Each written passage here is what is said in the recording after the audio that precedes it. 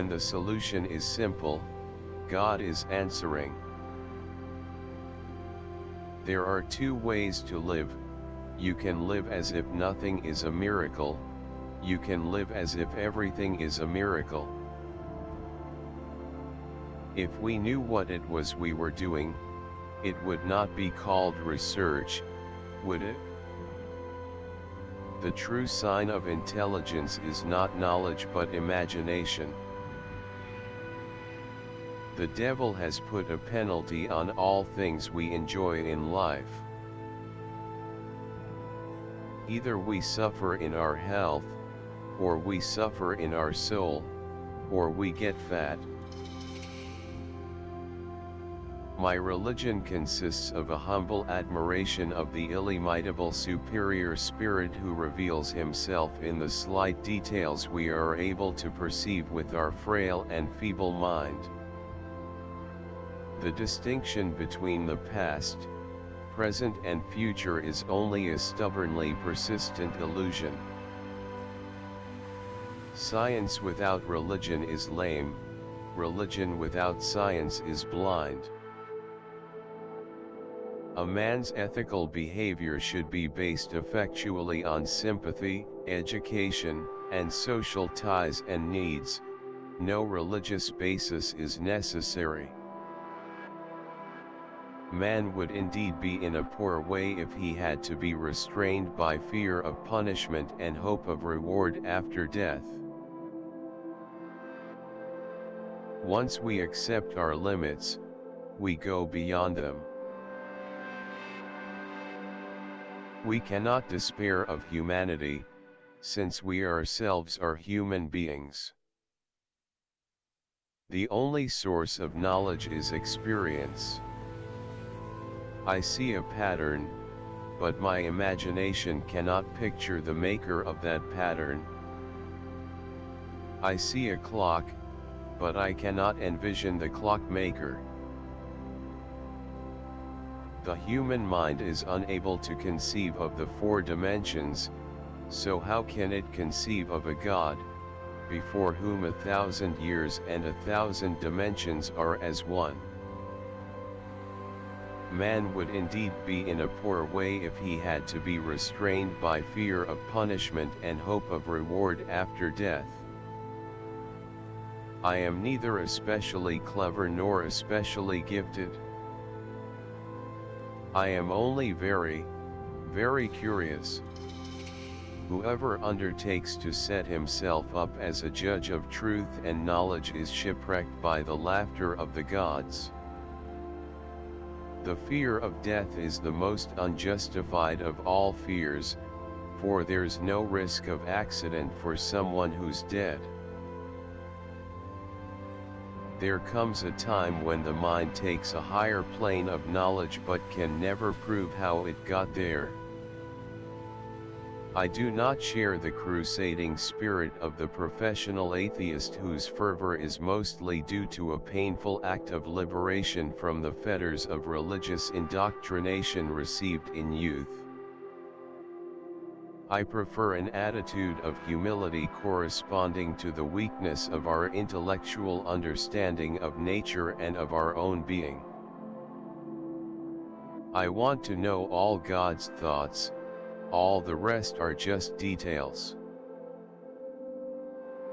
I want to know how God created this world.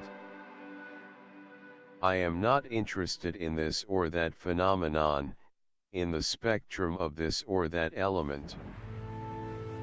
I want to know God's thoughts, the rest are details. It was, of course, a lie what you read about my religious convictions, a lie which is being systematically repeated. I do not believe in a personal God, and I have never denied this but have expressed it clearly.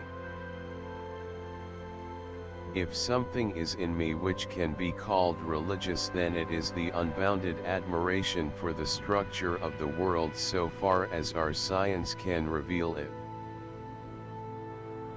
I cannot imagine a God who rewards and punishes the objects of his creation, whose purposes are modeled after our own, a God, in short, who is but a reflection of human frailty.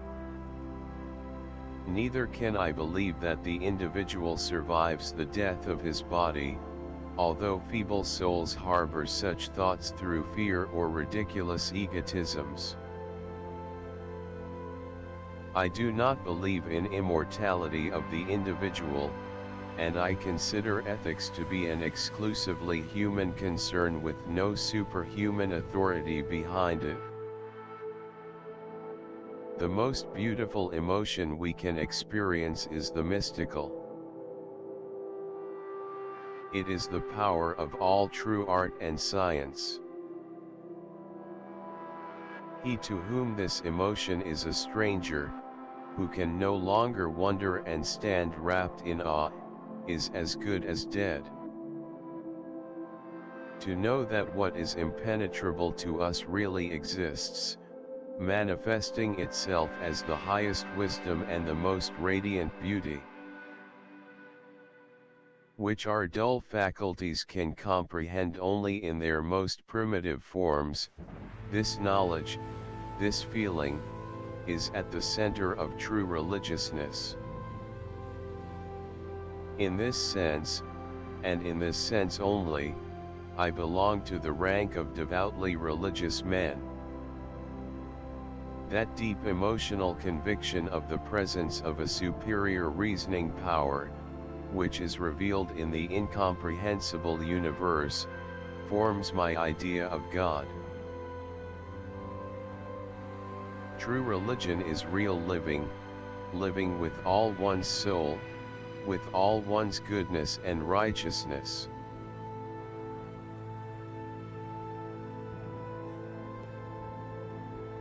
The further the spiritual evolution of mankind advances, the more certain it seems to me that the path to genuine religiosity does not lie through the fear of life, and the fear of death,